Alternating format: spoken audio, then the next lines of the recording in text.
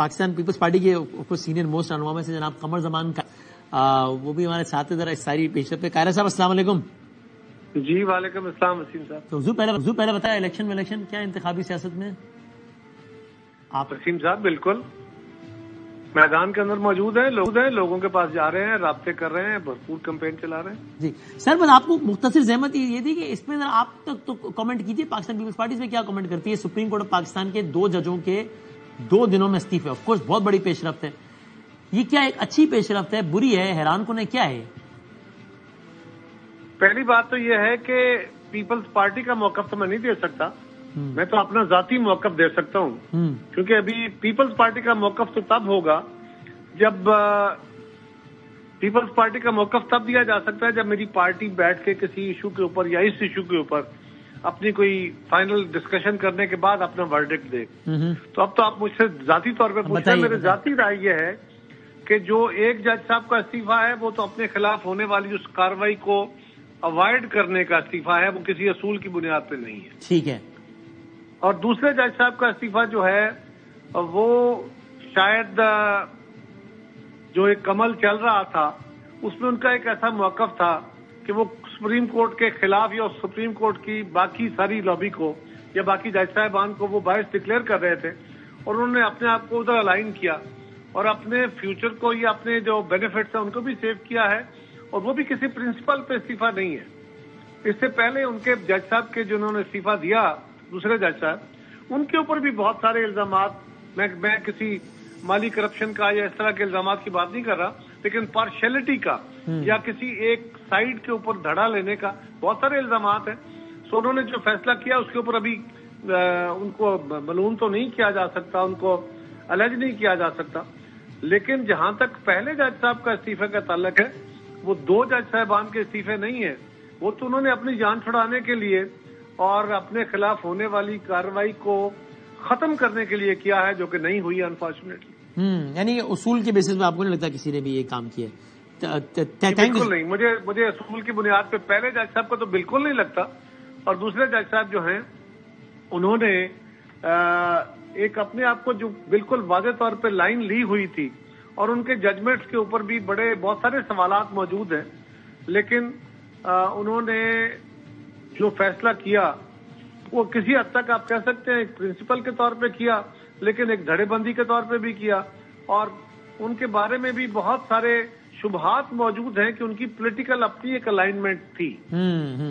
بہت شکریہ جناب قاہرہ صاحب. ویسے یہ وکلاء کی تیاری وہ کیسی لگی آپ کو؟ آپ کو لگتا ہے کہ اس میں بھی بہت بہتری کی گنجائش ہے؟ کہ پشاور ہائی کورٹ میں جج صاحب کہہ رہے ہوتے ہیں بھائی جان کدھر ہیں, گور صاحب آ جائیں, وہ لیٹ آ رہے ہوتے ہیں.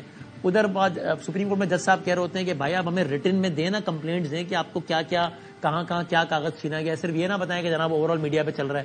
تو یہ آپ کو کیا لگتا ہے کہ تیاری کے حوالے سے پی ٹی آئی کی ٹھیک ہے یا بہتری کی گنجائش ہے؟ نہیں بالکل نہیں ٹھیک. اس کی ایک وجہ ہے کہ سوائے آپ دیکھ لیں, میں کسی کی یہ نہیں کہہ رہا کہ کوئی وکیل برا ہے کوئی اچھا ہے, لیکن سلمان اکرم راجہ, بیرسٹر علی ظفر کے علاوہ آپ دیکھ لیں اچانک ساروں کی لاٹری نکلی ہے, نمبر 1.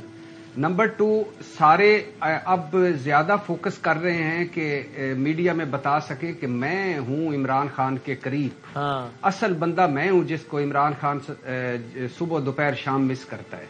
تیسری بات, یہ وکیل کم سیاستدان زیادہ ہو گئے ہیں. چوتھی بات, ان کو اب پارٹی کی قانونی جنگ کے زیادہ یہ سیاسی جنگ لڑ رہے ہوتے ہیں. اور 5ویں بات, یہ ٹکٹ ہولڈرز بھی ہیں, اگلے الیکشن میں بھی ان کا حصہ ہے. تو بہت ساری چیزیں ہیں جو یہ کرتے ہیں, اور یہ ابھی تو چھوٹی چھوٹی چیزیں ہیں جس میں اتنا یہ مینج ہو جاتا ہے ان کی. کہ شعیب شہین صاحب کو جب سپریم کورٹ میں بلایا جاتا ہے تو وہ باہر میڈیا ٹاک کر رہے ہوتے ہیں, گور صاحب پہنچتے نہیں ہیں, کہیں تیاری نہیں ہوتی, کہیں ثبوت نہیں ہوتے, کہیں رپورٹ نہیں پڑی ہوتی. لیکن اگر کوئی بڑا کیس آ گیا, اگر کوئی بڑی جگہ آ گئی تو پھر اس میں تو پریشانی ہوگی, تو لہٰذا ان کو فوکس کرنا پڑے گا. اور یہ آخری بات یہ بتا دیں, نون لیگ نے نواز شریف صاحب نے اب شیڈول آ رہا ہے سامنے, اب تک کیوں جلد سے شروع نہیں کیے؟ مطلب یہ بتائیں بھٹی صاحب, آخری سوال. اچھا پھر آخری بات میں اس حوالے سے پہلے سوال کی کر لوں کہ آپس کے اختلافات بھی بہت ہیں جس کی وجہ سے رولا پڑا ہوا ہے. اچھا میرے محبوب قائد میاں محمد نواز شریف صاحب کو کیا ضرورت ہے بہت زیادہ کوئی الیکشن مارا ماری کرنے کی؟ ساڈی وہ رسک فری گارنٹیوں بھری واپسی ہو چکی ہے, ساڈی گل ہو گئی ہے اور انہوں نے ایم کیو ایم ساتھ ہے, باپ ساتھ ہے, الیکٹیبل ساتھ ہیں, اور اب آہستہ آہستہ اگلے 15-20 سنیں جلسے آ رہے ہیں تو کافی ہیں اتنے.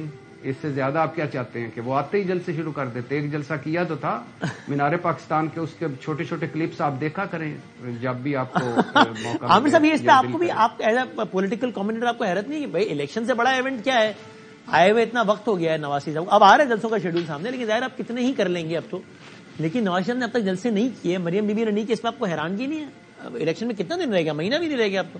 عامر صاحب دیکھیں جی, کراچی سے خیبر تک تمام جلسے شیڈول ہو گئے ہیں, ہماری اسکرین پہ چل بھی رہے ہیں, باقی بھی چلا دیں گے سارے, کوئی ایشو نہیں ہے.